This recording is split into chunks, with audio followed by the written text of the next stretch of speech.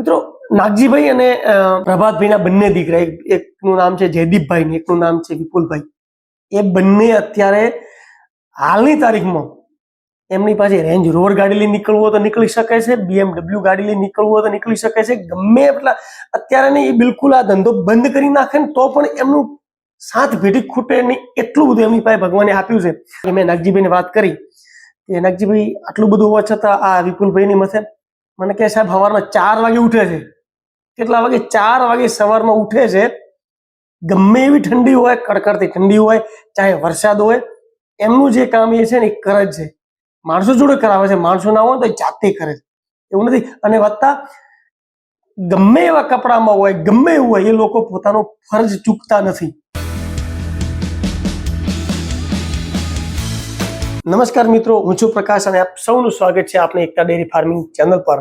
મિત્રો, ઘણા બધા પશુપાલકો પશુપાલન કરે છે અને ઘણા બધા લોકો જે સારા જગ્યાએ સેટલ છે, જે બિઝનેસ કરે છે, સારી જોબ કરે છે, એ લોકો પણ આ ધંધાની અંદર આવવા માંગે છે.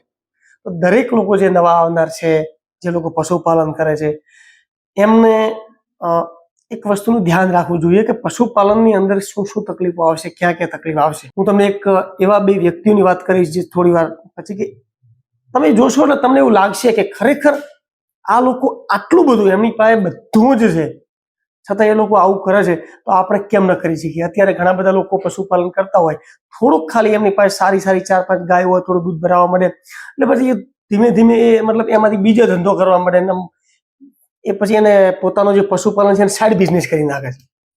એવું મેં ઘણી જગ્યાએ જોયું છે. અને ઘણા બધા લોકો જે આવા માંગે છે કે ભાઈ નવો બિઝનેસ છે, આપણે હવે શું કરીશું, તો એ લોકો પછી આ બિઝનેસની અંદર આવે એટલે પછી ખબર પડે યાર સવારમાં 4 વાગે ઠંડીની અંદર તો શાનું ઉઠાય મારાથી, એટલે આ ચોમાસાનો ગારો છે, આવડા પગ ગારાની અંદર આપણે ખૂંચતા હોય એ તો મારે ન થાય. તો એ લોકોનું કામ આ બિઝનેસમાં નથી મિત્રો. કારણ કે આ ધંધો ખૂબ, જેટલો તમે બહારથી જે જોઈ શકો છો એની કરતા તમે અંદર આવશો એટલે તમને ઘણી બધી ખબર પડશે કે આની અંદર આટલી તકલીફો આવતી હોય છે. એ બધું જોઈ વિચારીને પછી આ ધંધાની અંદર આવું. મિત્રો, હું લગભગ ગુજરાતના ખૂણે ખૂણે ફર્યો છું, અલગ અલગ મેં ડેરી ફાર્મ જોયા છે અને ડેરી ફાર્મની અંદર જઈને એમની પાસેથી ઘણું બધું મેં તમારી સાથે શેર કરવાનું કામ કર્યું છે અને મેં પણ ઘણી વખત એમના જોડેથી કંઈક અલગ શીખ્યો છું. હમણાં હું થોડા સમય પહેલા આપણા અમદાવાદની બાજુમાં રણાસર ગામ છે, તમે બધા જ લોકો એમ વ્યક્તિને ઓળખો છો, પ્રભાતભાઈ દેસાઈ, કે જેમનું બંને ભેંસોની અંદર મોટું નામ છે. તમે બંનેની અંદર કોઈ પણ ખૂણે જાઓ ને એટલે નાગજીભાઈનું અને પ્રભાતભાઈનું નામ પહેલું આવે કે આ લોકો અમારી પાસે ભેંસ લઈ ગયા, એ લોકો અમારી પાસે 8 લાખની ભેંસ લઈ ગયા, 7 લાખની લઈ ગયા. એ લોકો સાચી વાત કરે છે, લઈ ગયા છે. એમને ભેંસોને પૈસા આપ્યા છે પશુપાલકોને અને એ લઈ ગયા છે. એ લોકો એમની પાસે હાલની તારીખમાં કશું જ ખૂટે એવું નથી. માતાજીની મહેરબાની છે ને કૃપા છે, ભગવાનના હજારો હાથ એમની ઉપર છે. અત્યારે હાલની તારીખમાં તમે કહો તો ઘરે મર્સિડીઝ ગાડીઓ પડી છે, BMW પડી છે, ફોર્ચ્યુનર પડી છે, બધી એવી એવી ગાડીઓ પડી છે, છતાં એ લોકો ડાઉન ટુ અર્થ થઈ અને પોતાનું જે ડેરી ફાર્મનું જે કામ કરી રહ્યા છે તમે જોશો ને તો ચોંકી જશો. ખરેખર મિત્રો, હું 1-2 વખત ત્યાં જઈ આવ્યો, એકવાર હમણાં જઈ આવ્યો છું. મિત્રો, નાગજીભાઈ અને પ્રભાતભાઈના બંને દીકરા, એકનું નામ છે જયદીપભાઈ ને એકનું નામ છે વિપુલભાઈ. એ બંને અત્યારે હાલની તારીખમાં એમની પાસે રેન્જ રોવર ગાડી લઈને નીકળવું હોય તો નીકળી શકે છે, BMW ગાડી લઈને નીકળવું હોય તો નીકળી શકે છે. ગમે એટલા અત્યારે ને એ બિલકુલ આ ધંધો બંધ કરી નાખે ને તો પણ એમનું સાથ ભેટી ખૂટે નહીં, એટલું બધું એમની પાસે ભગવાને આપ્યું છે. મેં નાગજીભાઈને વાત કરી કે નાગજીભાઈ આટલું બધું હોવા છતાં આ વિપુલભાઈની મથે મને કહે સાહેબ સવારમાં 4 વાગે ઉઠે છે. કેટલા વાગે? 4 વાગે સવારમાં ઉઠે છે. ગમે એવી ઠંડી હોય, કડકડતી ઠંડી હોય, ચાહે વરસાદ હોય, એમનું જે કામ એ છે ને એ કરે જ છે. માણસો જોડે કરાવે છે, માણસો ના હોય તો જાતે કરે છે, એવું નથી. અને વધતા ગમે એવા કપડામાં હોય, ગમે એવું હોય, એ લોકો પોતાનો ફરજ ચૂકતા નથી. એટલા માટે અત્યારે હાલની તારીખમાં કોઈ પણ સફળ ડેરી ફાર્મ, જે લોકો સફળ થયા છે ને કે નીચેથી અધરાયા અને હાલમાં ટોપ ઉપર ટકી રહ્યા છે, એટલા માટે ટકી રહ્યા છે કે બંને ભાઈઓ પોતાની લગન, પોતાની મહેનત, પોતાનો પરસેવો એ પોતાના ધંધાની અંદર આપી રહ્યા છે. એમના બીજા બિઝનેસ હશે, નહીં હોય, હું એવું નથી કહેતો કે એમના બીજા બિઝનેસ નહીં હોય, પણ અત્યારે એમની પાસે જે છે એને કામ નિષ્ઠાપૂર્વક એ લોકો કરે છે. સાહેબ, એમની પાસે 400 ભેંસો છે, 250 મતલબ ટોટલ થઈને 400 માલ છે, 250 ગાયો છે, 200 ભેંસો છે. આ બધું ટકાઈ રાખવું કોઈ નાની સોલી વાત નથી. કોઈ પણ બિઝનેસમાં તમે જો ને તો તમારું એક જે ધ્યાન હોય ને કે જે આપણું જે કામ છે, લક્ષ્ય શું છે, એ કઈ જગ્યાએ તમે અમુક લેવલ કે તમે આ જગ્યા પર પહોંચી રહ્યા.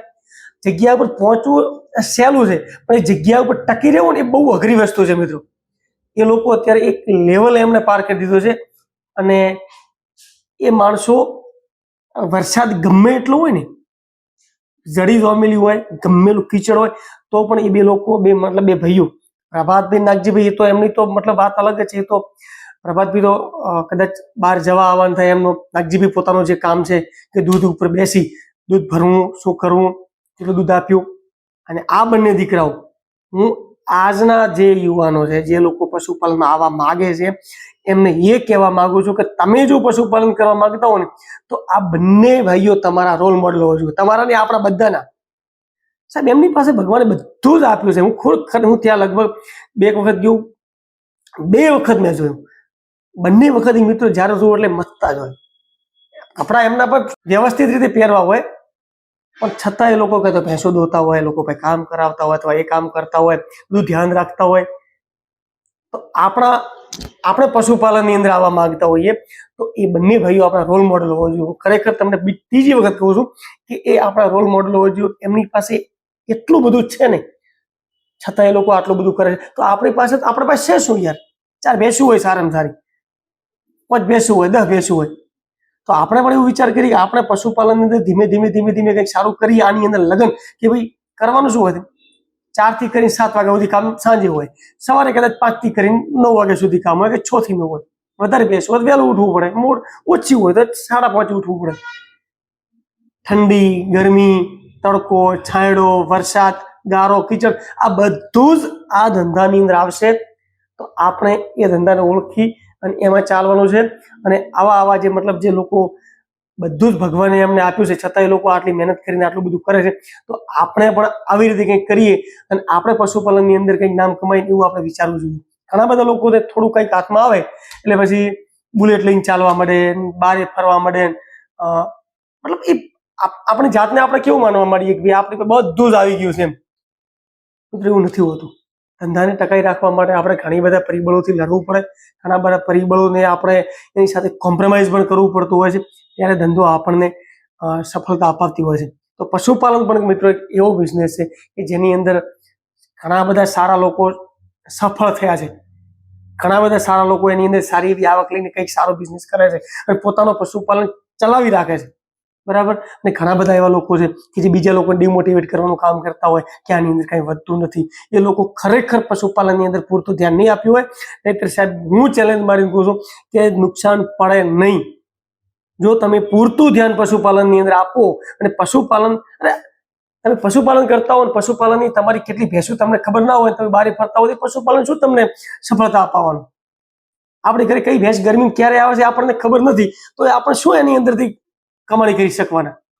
આપણા ઘરે કેટલી ભેંસ, કઈ ભેંસ કેટલું દૂધ આપે છે, એનું કેટલું દૂધ થાય છે, વર્ષનું કેટલું દૂધ આવે છે, એ આપણને ખબર નથી, તો આપણે શું એની અંદરથી સફળ થવાના? આ બધા જ મિત્રો આપણે ઓકળા રાખવા પડશે. આપણને બધી ખબર હોવી જોઈએ, મેનેજમેન્ટ હોવું જોઈએ, તો થાય. પશુપાલન જે લોકોએ કર્યું છે એમાં સફળતા પણ મેળવી છે. અમુક 2-5% નિષ્ફળ થયા છે. એટલે ઘણા બધા લોકો કોમેન્ટની અંદર કરવા આવી જતા હોય છે. શું કે આપણે કોમેન્ટનો જવાબ બિલકુલ આપવા માંગતા જ નથી, પણ દરેક વિડીયોની અંદર કોમેન્ટ કરવા આવી જાય, આમ વધે છે, આવું વધે છે, ઢેકડું વધે છે. એ બધું કહેવા વાળા કોઈ ધંધામાં સક્સેસ નહીં હોય. પશુપાલનની કોઈ પણ ધંધામાં સક્સેસ નહીં હોય. ઇવન ચેલેન્જ મારીને કહી દઉં છું કે એ માણસ સાહેબ પશુપાલન છોડી બીજો કોઈ પણ ધંધો કરશે એમાંય સફળ નહીં હોય. કારણ કે સફળ થવું તો આ ધંધો ક્યાં જેવો તેવો છે. એટલે મિત્રો, જો પણ આપણે કોઈ બિઝનેસ મતલબ પશુપાલન એક વ્યવસ્થિત રીતે બિઝનેસમાં જો અપનાવવો હશે તો મહેનત કરવી પડશે. જે સારા જે ફાર્મ ચલાવે છે એમને આપણે વ્યવસ્થિત રીતે જોવા પડશે, અપનાવવા પડશે.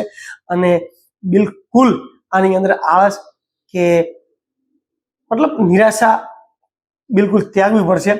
એકદમ વ્યવસ્થિત રીતે પોતપોતાનું કામ કરી રાખીશું તો 100% સફળતા મળશે. પશુપાલન એક દિવસનો બિઝનેસ નથી, લોંગ પીરિયડ છે. એ 9 વર્ષે પરફેક્ટ બિઝનેસ પાકે. અને અમે જે દિવસે ગયા હતા એ દિવસે નાગજીભાઈને ત્યાં જે વિપુલભાઈને જે જયદીપભાઈ મળતા હતા એ માણસો નથી, તો ચલો અમે માણસ. એવી રીતની જો તમે રણનીતિ અપનાવશો તો આ પશુપાલનની અંદર 100% સફળતા મળશે. બસ, બાકી કાંઈ કેવું નથી. અમારા મગજમાં ઘણા સમયથી વિચાર ચાલતો હતો મારે વિડીયો આવી રીતે બનાવો કે લોકો નાનું એવું થોડી આવક ચાલુ થાય ને પછી જલસા કરવા માંડે અને એ ધંધા ઉપરથી આપણો મગજ ઓછો થઈ જાય, બીજો ડાયવર્ટ થાય એટલે ધંધો પડી ભાગે અને પછી આપણે કોમેન્ટ કરવા લાયક બનીએ છીએ. તો મિત્રો બસ આવા જ વિડીયો જોવા માટે આપણી ચેનલને લાઈક કરજો. ધન્યવાદ.